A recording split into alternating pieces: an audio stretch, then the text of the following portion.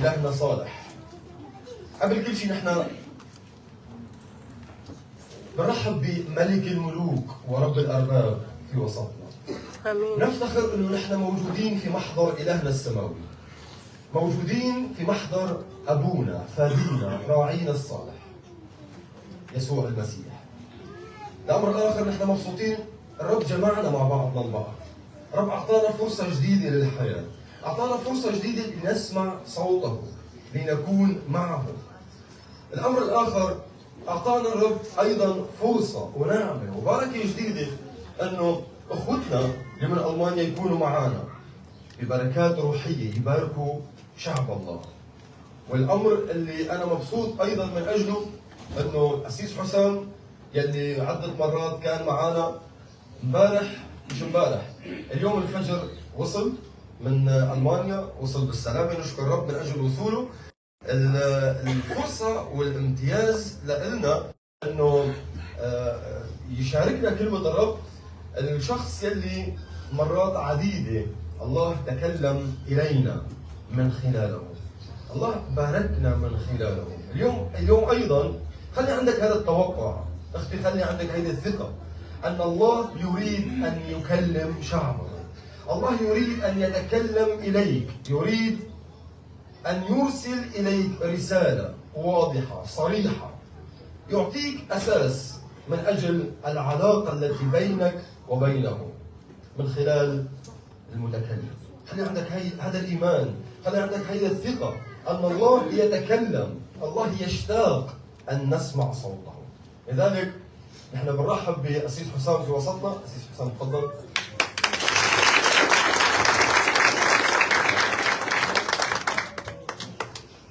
طيب، صباح الخير أولاً.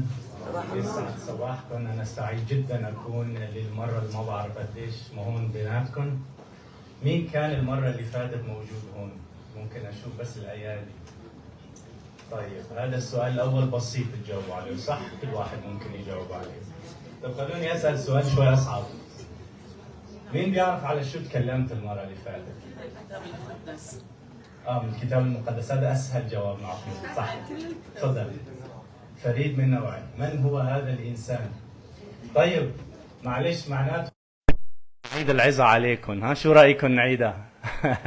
معلش رأيكم باسم شخص ربنا يسوع المسيح وفادينا اللي هو سبب وجودنا. اليوم إذا سمعتوا نصيحة مني، أنا بنصح كل واحد اللي عنده ورقة وقلم ياخدها بإيده ويحاول يكتب معي بعض الملاحظات، لأنه حاببك أخذكم جولة شوي في الأناجيل، وهدفي أنه أوصلكم لشخص الرب يسوع المسيح اللي هو موضوعنا كلياته. على فكرة ما في أي سبب نحن متواجدين في هذا المكان إلا شخص الرب يسوع المسيح، فركزوا معي لأنه الفائدة لكم. أنا تعلمت الدرس، بس أنتوا اللي اليوم الاستفادة إلكم، وبعطيكم جملة خدوها معكم. من ينقرض صراحة اللي ما بيعرف كمان مثلا يقرأ ويكتب، خلي يعمل له ملاحظات صوتية أو ما بعرف شو، كيف يعمل علامات بحيث أنه يتذكر هالأشياء.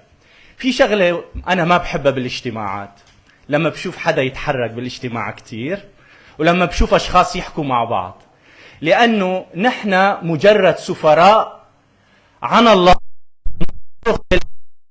مع الله. فإذا الصوت الذي تسمعونه بالميكروفون يعني بصراحة وبكل تواضع، مش أنا مجرد صوت. فالمتكلم هي رسالة الله التي تريد أن تصل إلينا. فركزوا معي، المفروض لما الله يتكلم ينبغي كل إنسان أن يصمت أمام الإله العظيم القدير المجيد الساكن في نور لا يدنى منه. خلوكم مركزين معي، أنا ما نمت يا دوب 2.5 3 وعلى الصبح، فأنا شوي يعني بدي أمشي معكم. لا، حابب أخذكم جولة في الأناجيل، وبالآخر عندي سؤال حابب أطرحه، ورجاء من كل قلبي اليوم تروحوا للبيت وتجاوبوا على هذا السؤال. السؤال رح تسمعوه تقريبا بثلاث ارباع العظة، لكن المقدمة هي تقريبا العظة. فخلوكم مركزين معي بالنسبة للموضوع. في نص حابب أقرأه على مسامعكم، ويا ريت ونحن عم نقرأ اللي معه كتاب مقدس يفتح معي، واللي ما معه يسمع بإصغاء تام لكلمة الله. انتبهوا معي يا أحبائي، اللغة اللي عم بقراها هي لغة عربية، ولكن هي الحقيقة ليست مجرد قواعد. فالكتاب لغة قواعد عربية، فرح تلاحظوا معي بعض الأشياء إنه اللغة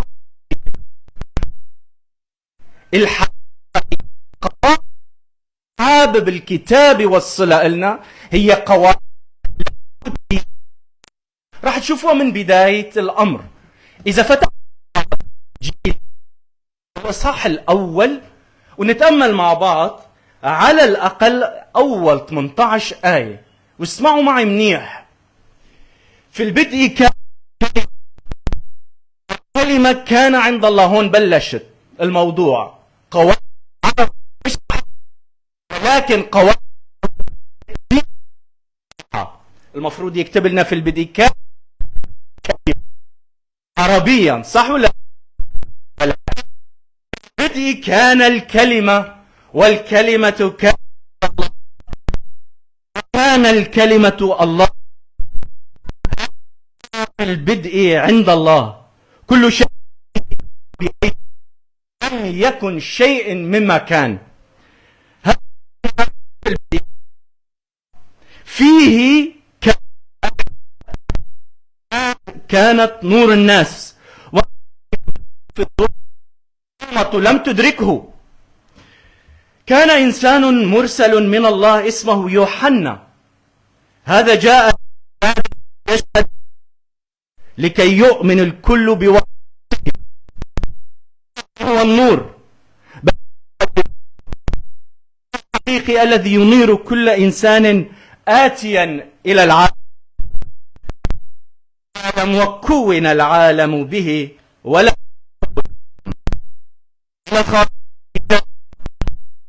لم تقبله. أما كل الذين قبلوه فأعطاهم سلطانا أن يصيروا أولاد الله، الذين ولدوا ليس من دم ولا رجل الله، والكلمة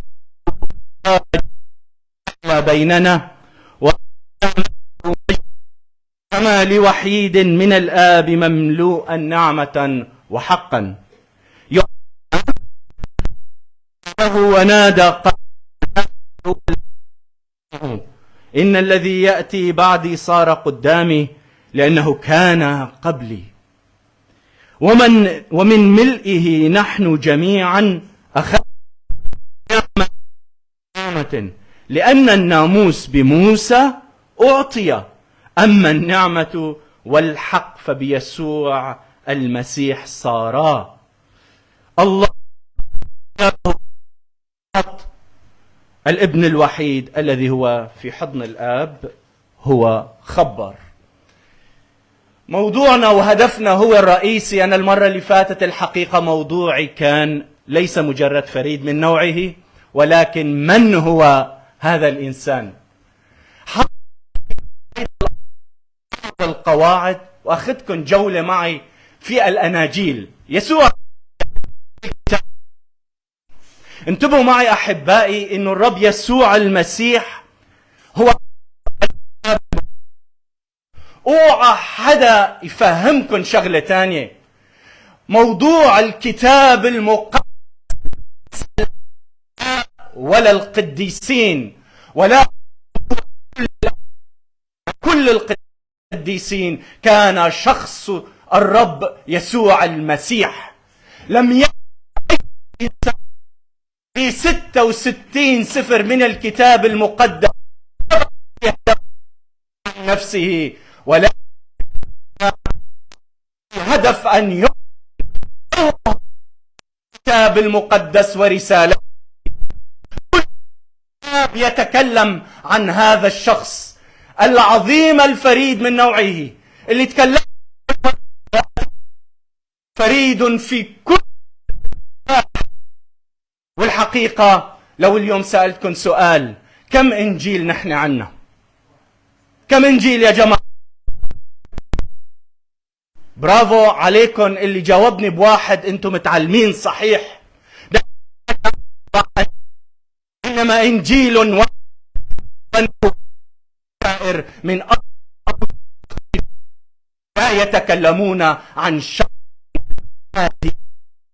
من نوعه. انتبهوا،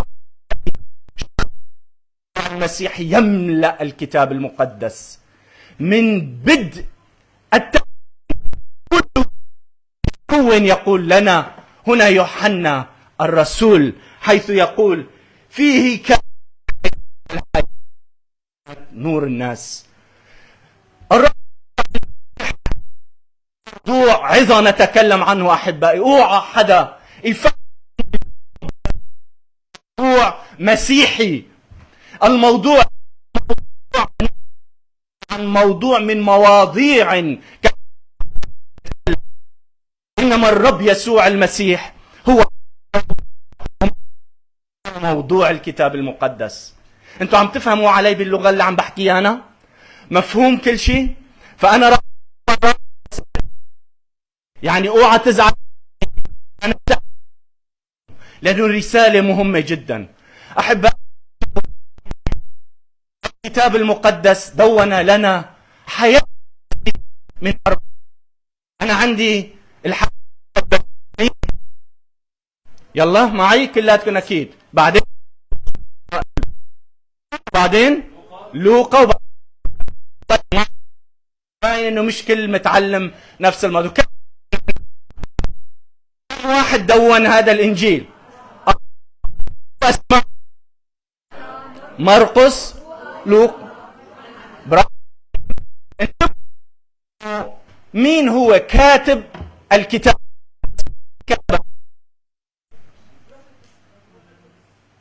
مين اللي كاتب الإنجيل؟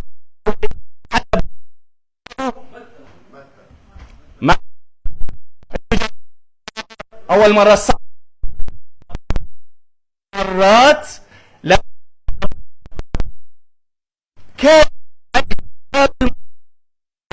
هو الروح القدس، واللي الكتاب المقدس ليست مجرد قوة، إنما الروح القدس هو شخص الله الذي دون كل الكتاب من مين؟ من بول، من أشياء من الله. كل الكتاب هو موحى به من الله، ولا الله أيادي بشرية. الروح يدون بدقة عظيمة ما يريد الله أن يقوله لنا. دونه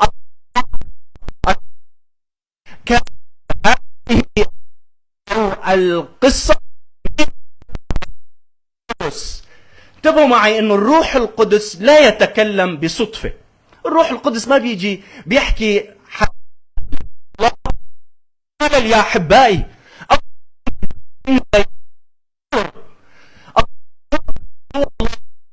يعطي الوقت تامة عن كلمة أنا، ويعطينا رسالة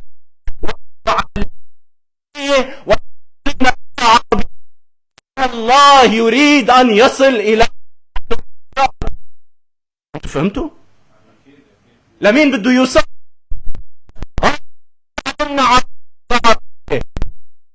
علمنا لغة الإله الحقيقة والطريقة. لكن الله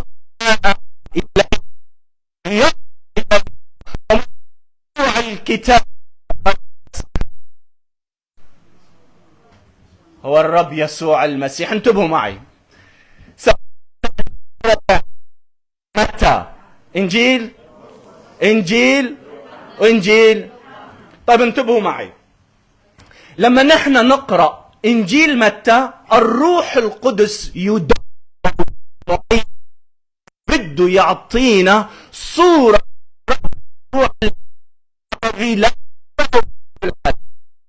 كملنا الحقيقة يسوع المسيح فيسوع المسيح في إنجيل متى مين هو؟ انتبهوا معي انه لما الروح هذا الإنجيل او هذا بداية الإنجيل كتاب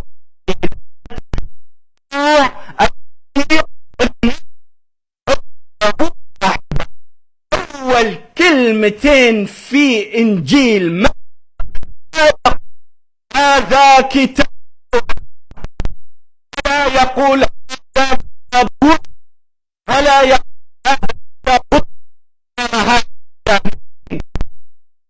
ما أقولوها بصوت عالي معلش في الكتاب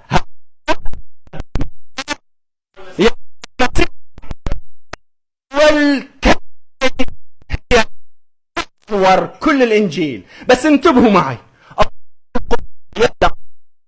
وأسلفنا الذكر المسيح ابن عايش مين؟ يعني بسيطة الشغلة معلش عم نتعلم أحبائي مين يا أحبائي لكن قالت إنه يسوع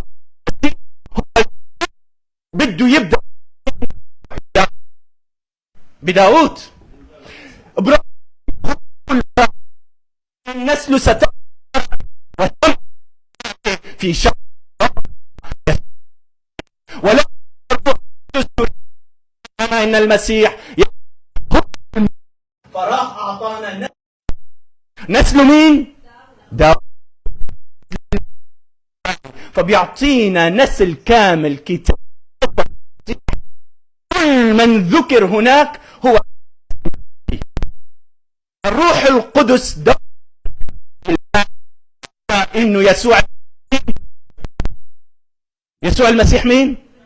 ابن داود. طيب المسيح كان بيكتب لناس متأثرين الملكوت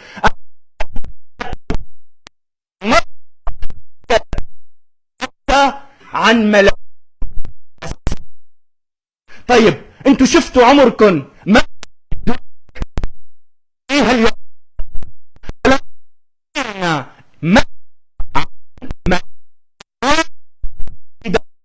انه لهذه ما سليمان صح هو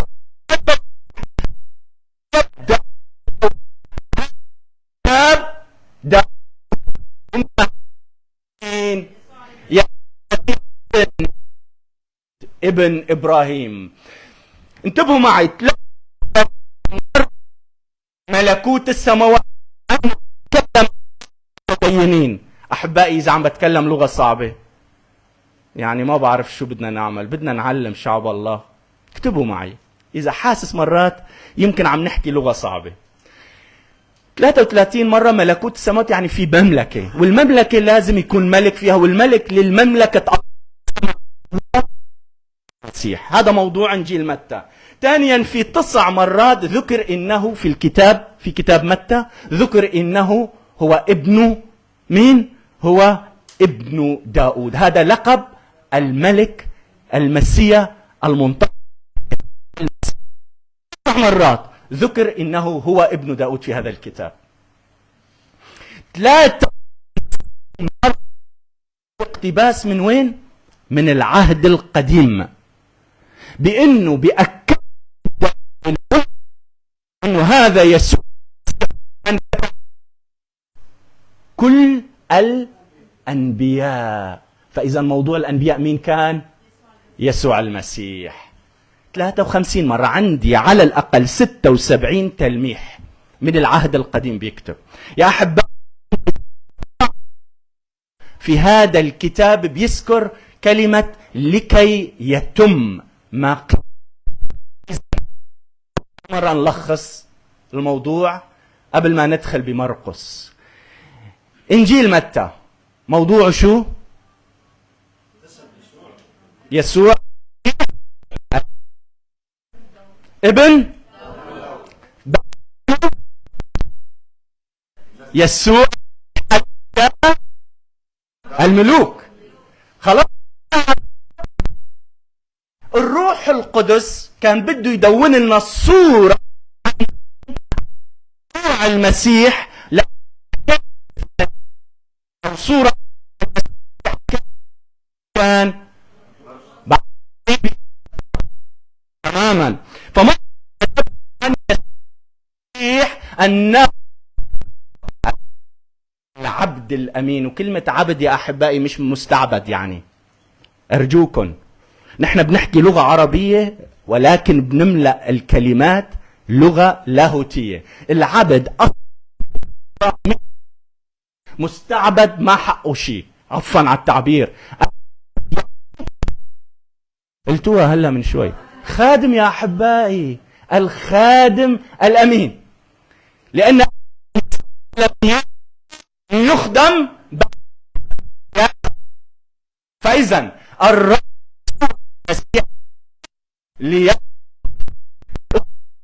اللي قدم إنه يسوع الملك، إنما هذا الملك قد جاء. مين ده؟ انت إنجيل يسوع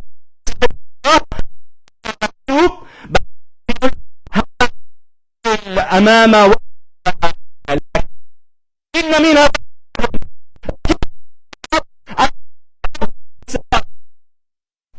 نسب. مين اللي لما هو الملك أعطاه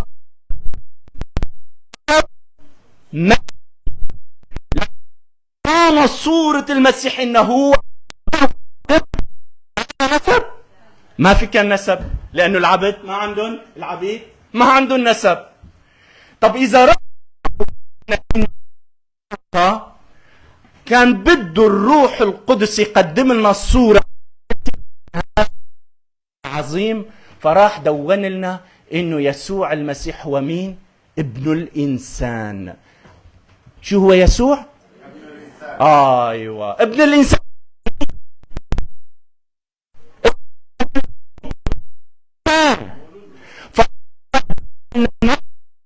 عائلته مين هي؟ لأنه حتى يفرجينا أنه نسله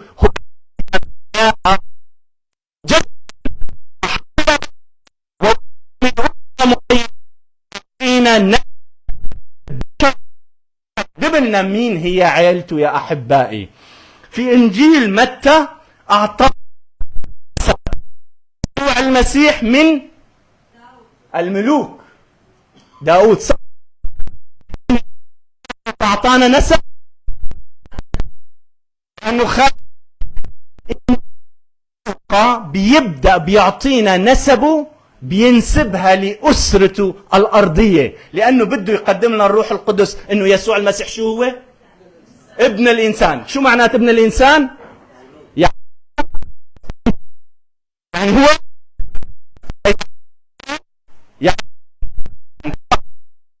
كلها تكون متفقين أنه ابن الإنسان إنسان تماما. لما جاء ليعلن الصورة الرب بتكمل على كل الصور. ده المسيح من خلال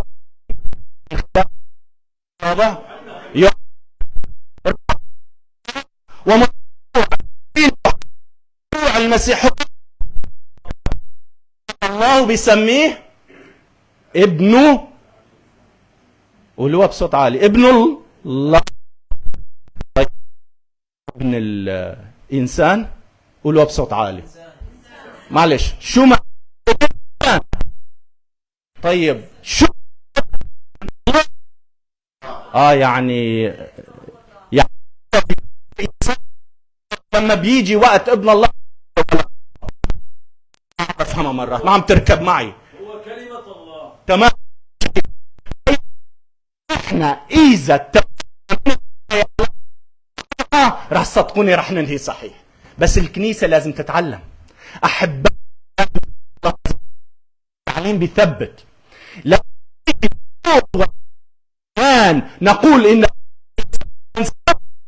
لما بنقول انه يسوع يفكرون انه ابن فسروا لي هي. فاذا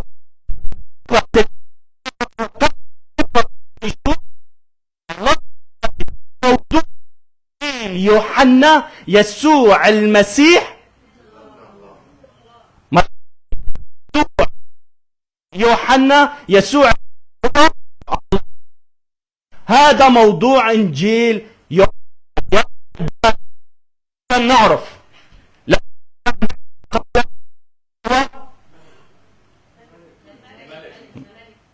معلش لما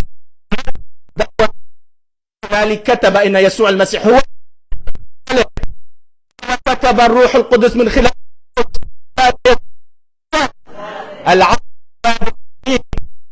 الروح القدس كان يريد ان يقول الانسان. كتب الثلاثه هالمواضيع. لكم من هو بالحقيقه يا احبائي هذا الملك، وهذا العبد الخادم الامين، وهذا الانسان الذي تجسد بيننا. ساكتب لكم. لما معي لم شو ميلاد يسوع المسيح. عجبي. طب ليش ما ذكر الروح القدس ميلاد يسوع؟ راح بدأ بشغلات تانية. قال لك في الكلمة وكلمة. انتبهوا معي مرة تانية، لازم نفهمها صح. في البدء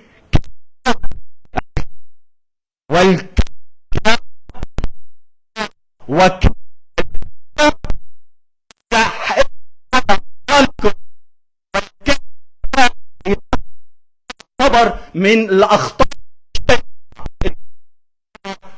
بالفكر اللاهوتي عفوا. ليش؟ لأنه إذا قال الكتاب إنه والكلمة كان إله، فيبقى يسوع إله من آلهة مختلفة، وأنا هذا كفر. نحن لا نؤمن إنه يسوع هو إله. الله إله هيأ طريق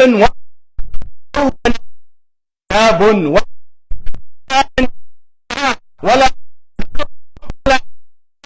نؤمن ان الله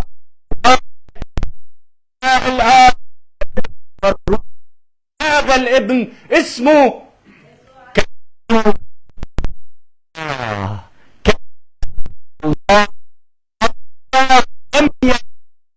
منذ بدء كلمته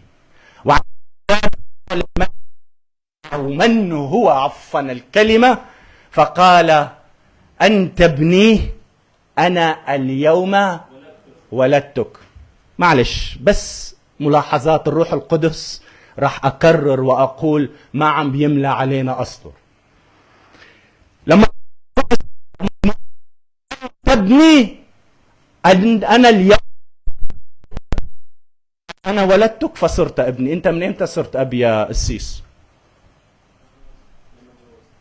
لا إمتى صرت أب؟ قبل أنت أب.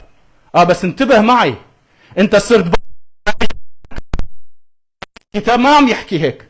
الكتاب بيقول أنا فبيا ابن كلمة الأزلي بالعربية شو يعني يا أحبائي؟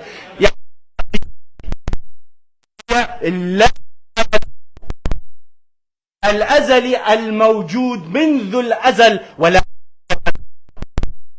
هو أبدي لا نهاية له. وهاي هي النقطة يا أحبائي، لما مزمور 2 بيقول أنت ابني ولكن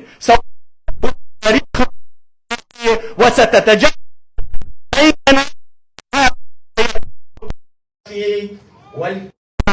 والذي هو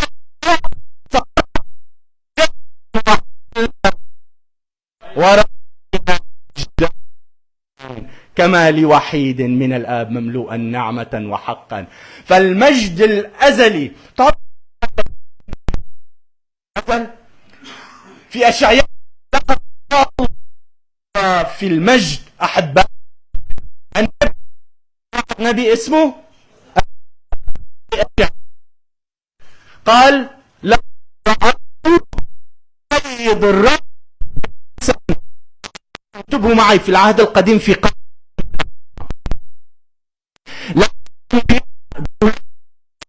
أنهم قد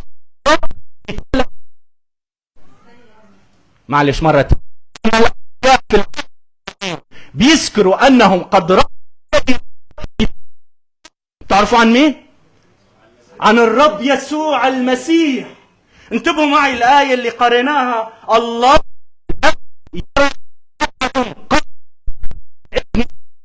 الذي هو، انتبهوا معي اللغة، الذي هو في حضن الآب، يعني في كامل الشركة مع الآب، الذي هو متحد مع الآب، لا انفصال، لا اندماج، لا ولا تلوث، الذي هو متحد منذ الأزل مع الآب، الذي هو في حضن الآب. هو خبر الله، هي الكلمة، هو اللي خبر. أحب مين؟ ارفعوا يديكم لو سمحتوا، بدي أشوف. يمكن أقول لك أنا ما النقطة مش هي جوهري. من هو هذا الله؟ من هو هذا الله؟ حبيبي شو اسمك خيي؟ محمد. شو هذا يا أحبائي؟ شخص. شو هو كمان؟ عرفوا لي عنه. إنسان. وشو كمان؟ لا لا لا لا، إيه صح، بتعرفوا واحد اسمه محمد، بس كمان شو؟ نعم؟ شو هو؟ رجل، امرأة، جسد. وهو شو؟ عرفتوا تعرفوا عنه. حلو كتير، كتر خيركم. طب جيبوا لي واحد يقول لي مين هو محمد. يلا اللي كيف عم بيطلع، لما عم بيطلع شو عم بيقصد، كيف عم بيفكر. شكرا لك حبيبي محمد. شو عم بيفكر لما بيتحرك، شو معنات حركاته، لما بينطق معناته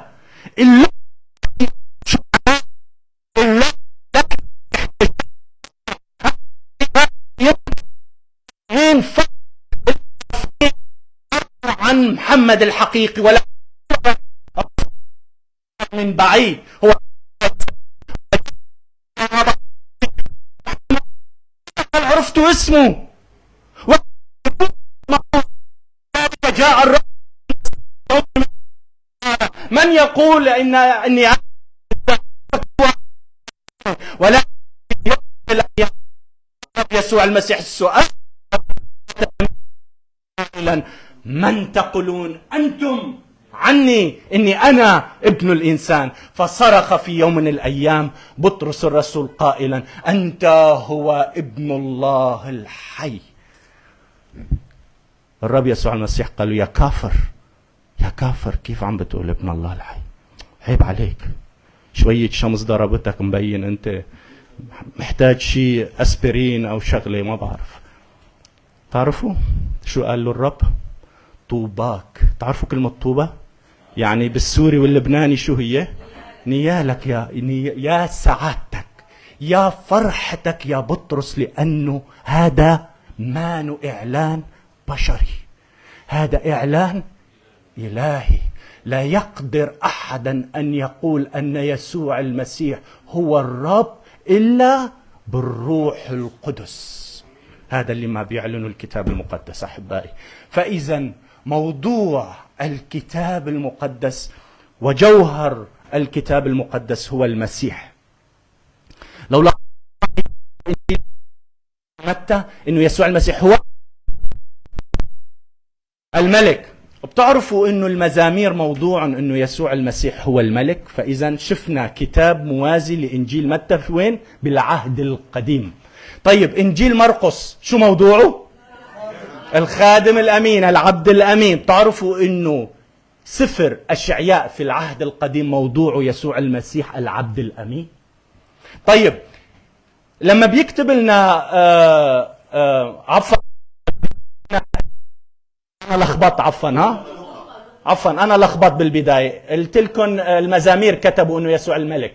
عفوا زكريا، أنا كان بدي أقول زكريا لما بيحكي لنا عن ابن الإنسان الممسوح. لوقا، تعرفوا المزامير بيحكوا لنا إنه يسوع المسيح هو الممسوح ابن الإنسان. طيب لما بيحكي لنا كمان عن إنه يسوع المسيح هو الإله. المزامير بيحكوا لنا كرسيك يا الله إلى دهر الدهور. في سفر المزامير الله دانيال، هالمرة لازم أصحح سفر دانيال إنه يسوع المسيح هو ابن الإنسان. يا ريت تصححوا سفر هو الله. إنجيل يوحنا يسوع المسيح هو الملك.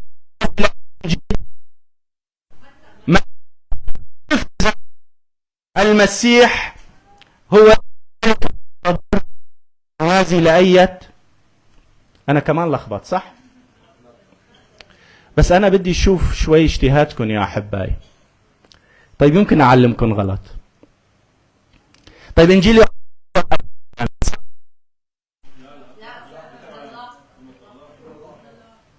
إنجيل ما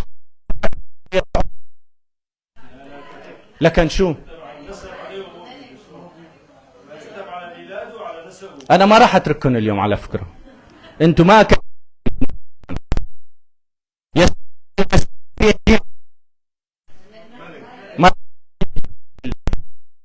يتكلم عن المسيح إنه الملك. وهذا زكريا. أوكي؟ طيب سفر زكريا. طيب مرة تاني إنجيل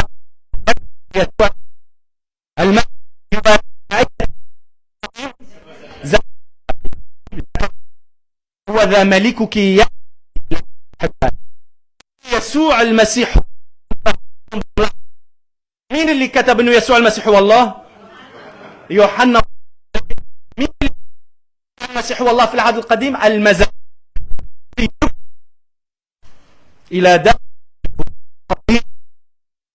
انا عندي بعدين يسوع المسيح هو العبد موازي هو للعبد الامين في العهد القديم.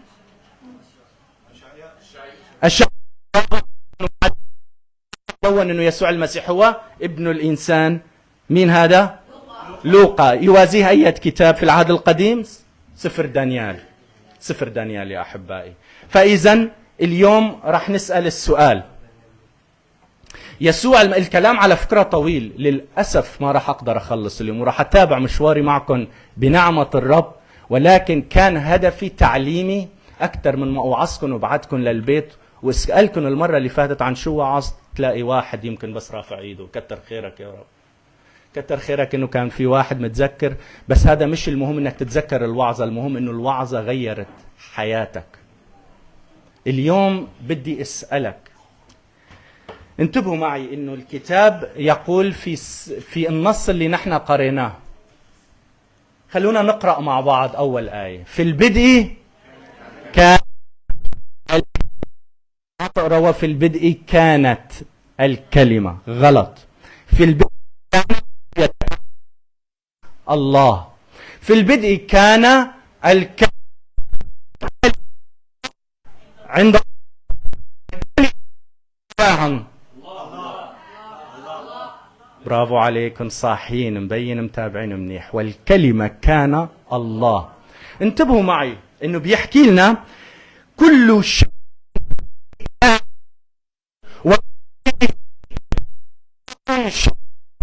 كان. انتبهوا انه كل ما فيه يكون هذا الشخص اللي هيك مالي الكتاب المقدس. وبعدين بيقولنا صار بيننا كما لوحيد من الآب مملوءا نعمة وحقا. لما أشعياء سيد الرب وهو جالس ممتلئ من مجده، كان بيتكلم عن مين؟ كان بيتكلم عن السيد. عندما رأيت، ما قلنا القاعدة في العهد القديم، واحد بيقول لك رأيت السيد الرب المسيح، لما هو يوحنا تلميذ الرب وليس يوحنا المعمدان، حتى ما تلخبطوا بيناتهم. يوحنا من تلاميذ المسيح، هو وحل بيننا. متى صار جسدا؟ ولد من العذراء مريم بدون مس بشري. الروح القدس يحل عليك وقوة العلي تظللك والمولود منك يدعى قدوس الله. قدوس. تعرفوا مين هو القدوس؟ هو الله يا أحبائي. فالرب يسوع المسيح هو القدوس المولود. وهون بدي أسأل اليوم، هل سؤالي هذا السيد الرب يسوع المسيح اللي هو موضوع الكتاب المقدس، أسأل سؤال بسيط جدا، هل صار هو موضوع حياتك أو حياتك؟ عم بسألكم سؤال بسيط. في حدا بيقول لك يا طبعا على عيني يسوع سيدنا هو صانع العجائب والمعجزات. أنا رح أقول لك شغلة واحدة أو رح أقول لك شغلة واحدة، أنت مجرد معجبة بهذا الشخص، بس هذا مش سؤالي. نحن ما بنسأل إذا أنت معجبة بيسوع. على فكرة ما في ملحد وما معجب بيسوع، مشان تعرفوها، لأنه ما في حدا بيقدر يقول عن هذا الشخص. أنا سؤالي، هل هو صار موضوع حياتك أو حياتك؟ طبعا أنا بآمن أنه يسوع المسيح هو نبي ورسول الله. أنا ما سألتك هل هو نبي ورسول الله، أنا سألت يا أحبائي هل هو صار موضوع حياتك؟ ولما يسوع بيصير موضوع حياتك فأنت رجعت لأصلك. أصلك مين هو؟ كل شيء به، أحبائي مرة تانية، كل شيء به كان، يعني كل شيء. هل أنا من الأشياء التي كونت وخلقت؟ نعم. أصلي لما بيقول الكتاب كل شيء كان ويكون من مكان، فإذا وجدت يكون في الشيء مع الله معه، ولكن هذا الاتحاد إلا من خلال يسوع المسيح. من وين بعرفها هاي؟ بيقول لك، وهاي رح أختم فيها بهالآية ورح يكون السؤال،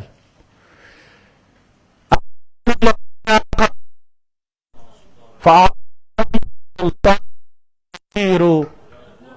عبيد الله. يعني ما خلقنا إلا لنكون عبيدا له. أوكي مرة تانية، لأنه هالآية جوهرية في الكتاب. أما كل الذين قبلوه فأعطاهم، تعرف شو يعني سلطان؟ أعطاهم الحق. يعني أنت صار عندك الحق أن تصيروا أولاد الله. تخيل معي أنا وأنت بنصير من أولاد الله. الله بيطلع فيك ما بيقول أنت امرأة ناقصة، ما بيطلع فيك بيقول لك أنت شو دينك، أنت شو أصلك، أنت شو فصلك أخوي، أنت شو لغتك. في شرط واحد، هو أما كل الذين قبلوا موضوع الكتاب المقدس الذي هو أصل كل خليقة وأصل كل إنسان، كل الذين قبلوا الرب يسوع المسيح واتحدوا معه أعطاهم الحق السلطان أن يصيروا أولادا لله. كيف بصير من أولاد الله؟ عندما أتحد مع شخص الرب يسوع المسيح. في ناس أحبائي يمكن هي ملتصقة بالمسيح، الالتصاق لا يكفي. أنا ملتصق بخدام، ملتصق بمؤمنين، ملتصق بكنائس، ولكن ما معناه هذا مش معناه انك اتحدت مع شخص المسيح. ليش؟ لانه في فرق ما بين الاتحاد والالتصاق. مين هو اقرب ممكن انسان حسب الكتاب المقدس يكون لك؟ ممكن اقرب انسان حسب الكتاب تعرفوا مين هو؟ الزوج او الزوجة. تعرف شو بيقول الكتاب؟ لما واحد منهم بعيد عنكم بيموت شو بيصير؟ شو بيصير فيهم؟ بينفصلوا، بيصير انفصال. ليش؟ لأنه هن ملتصقين مش متحدين. فصار أيضا ممكن أنفصل عن والدي، ممكن أنا أنفصل عن أخي أو أختي، ممكن أنا أنفصل طبعا لأنه نحن ملتصقين. اليوم مع الرب الشخصي سوف يتبع الحقيقي، وأما سلطان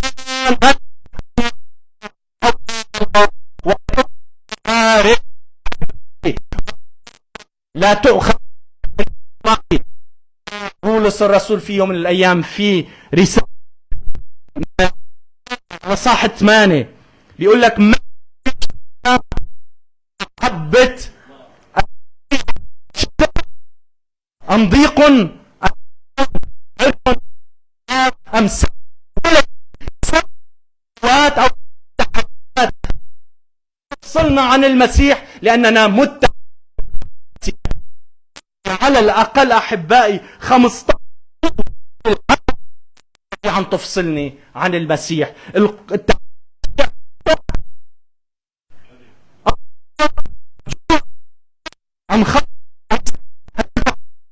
العالم بس ما فيها تفصلك عن المسيح. إذا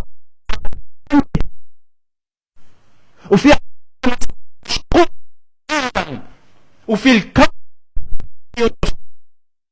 إذا أنا متحد معه. هن انتبهوا معي، فإني متيقن أنه لا موت ولا أمور حاضرة ولا خليقة أخرى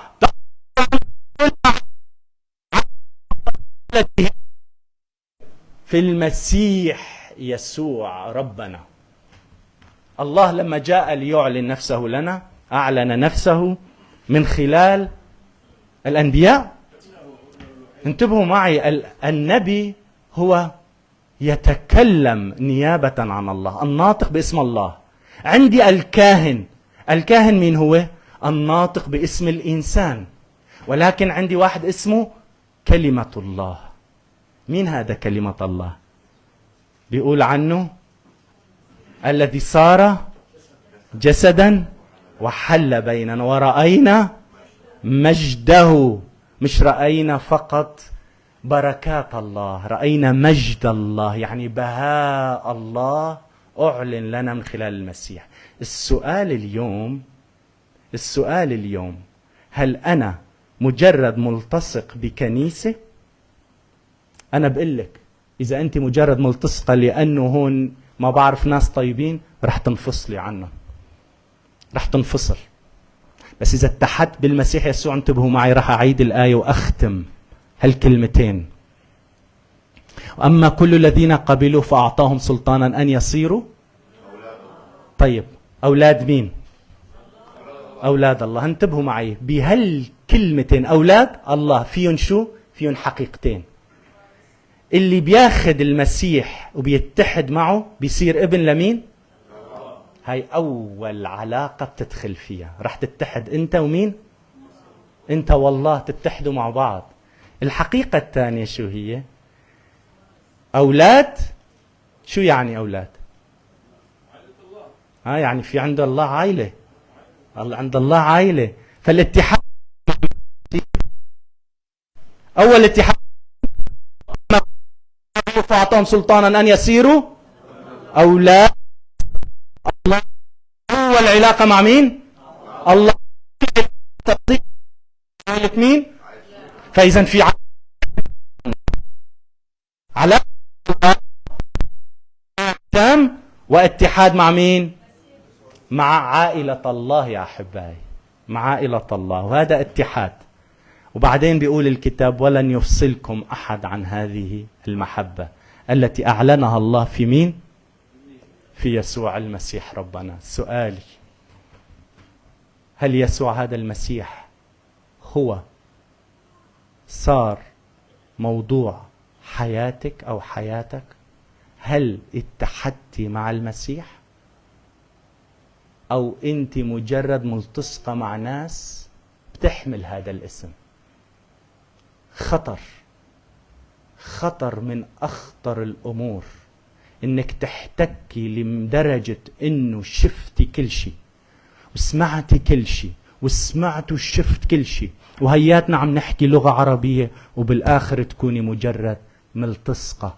لأنه الالتصاق يفك يفصل، أما الاتحاد فلا يفصله ولا الموت. تعرفوا السماء والأرض تزولان، حرف واحد من كلامي لن يزول. تعرفون بالنهاية مين رح يبقى؟ الرب يسوع المسيح. كلمته رح تتم، وأولاده سيكونون معه إلى أبد الآبدين، معه في شركة تام. اليوم الفرصة مفتوحة. إذا في أخ أو أخت حابين يلتصقوا بالرب، فأنا بقولكم أنا ما أجيت لألصقكم لأن هذا أعجاب. أنا جاي لأعطيكم السؤال، هل أنت متحدة مع الرب؟ فأنا حابب اليوم نفكر، هل أنا متحدة؟ والاتحاد شو هو؟ الاتحاد قال الرب يسوع المسيح أنا فيهم وهم في. هذا هو الاتحاد. يعني مش جنب المسيح. تعرفوا أنه كان في ناس كتير جنب المسيح شافوا معجزات وكانوا معجبين فيه بس ما اتحدوا معه، كانوا ملتصقين جنبه ماشيين. كان في شخص أكثر من يهوذا ملتصق؟ خبروني أرجوكم، كان في شخص أكثر من يهوذا ملتصق؟ مع المسيح. فممكن أصير أنا يهوذا ملتصق ولكن غير متحد؟ هذا سؤال خطير. الموضوع بيتعلق بمصيرك. أنا بكون بدالك اليوم بركع وبسلم حياتي لهذا المسيح السيد اللي هو موضوع كل الكتاب المقدس. ولهذا السبب راح أعطي الفرصة لنقوم مع بعض ونصلي. خلونا نصلي مع بعض.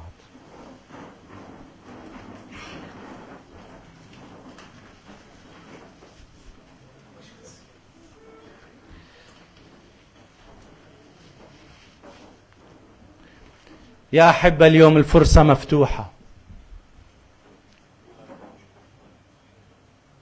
خلوكن متأملين، غمضوا بس عينكن، ما لأي سبب، مش لأي سبب هو نغمض عيوننا إلا حتى أنه ما نشرد ولا نطلع يمين ولا شمال. الموضوع بيتعلق بمصير أبدي. وهذا المصير الأبدي ما حدا يقدر يحدده ويحتمه إلا الذي جاء ليعلن عن الله ودفع كل شيء من أجلك ومن أجلك. أحبائي، أسأل السؤال مرة ثانية: هل أنت ملتصق أم متحد مع المسيح؟ أنا لم آتي لأدعوك لالتصاق، إنما أتيت لأدعوك لأن تتحد مع المسيح، كما قال الرب يسوع المسيح، كما قال يوحنا وانتم غمضين عينكم اسمعوا: في وأنا فيكم، كما إن الغصن لا يقدر أن يأتي بثمر من ذاته، كل غصن في لا يأتي بثمر، وكل ما يأتي بثمر ينقيه. انتبهوا معي إن الرب يسوع المسيح بيحكي عن من هو فيه. إن كان أحد لا يثبت في يطرح خارجا كالغصن فيجف ويجمعونه. الإيمان بالمسيح ليس إعجاب وليس كما يحلو لي، إنما الإيمان بالمسيح هو اتحاد كامل، اتحاد كامل. فصلي اليوم: يا رب يسوع، أنا بتوب عن عدم إيماني، بتوب يا رب عن خطاياي وجهلي. صلي يا أخي: يا رب سامحني، أنا بالحقيقة شكليا وكأني يا رب مؤمن، ولكن أنا مجرد ملتصق ببعض المؤمنين، ولكن أريد اليوم أن أتحد فيك لتظهر صورتك يا رب. ساعدني يا رب، ساعدني يا رب أن أنمو فيك وأكون مثمر. يا يسوع تعالى وصر أنت موضوع حياتي يا رب. إذا في حدا بده يصلي خليه يرفع صوته ويقول: يا يسوع أنا أصرخ إليك. اللي بده يصرخ اليوم خليه يصرخ بصوت عالي، لا يخجل ولا يستحي. يا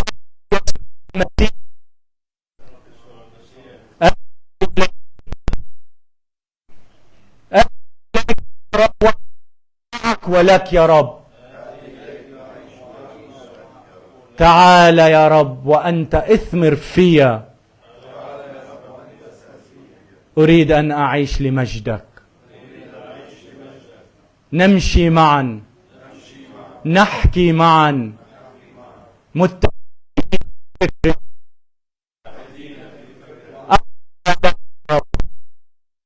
عمري لك يا رب. سامحني على جهلي،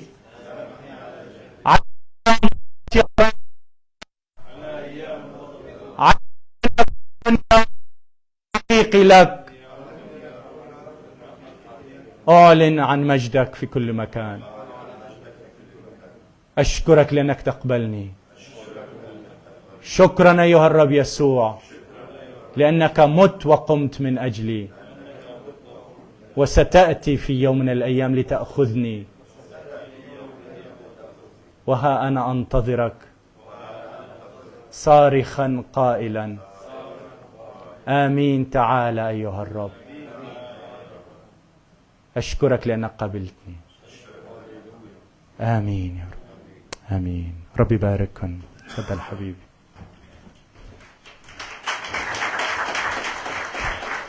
أحبائي، ونحن واقفين مع بعضنا خلونا نغمض عيوننا للحظات أخيرة، نصلي صلاة ختامية. نباركك من أعماق القلب يا رب لأنك باركتنا كما أنك أنت تباركنا في كل حين.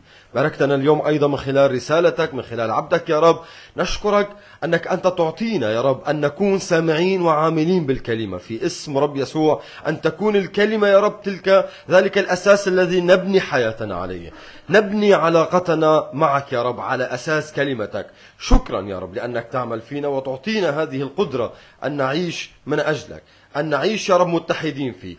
نعمة ربنا يسوع المسيح ومحبة الله الآب وشركة روح القدس تكون مع جميعنا وتدوم في حياتنا، وكل شعب رب يقول أمين.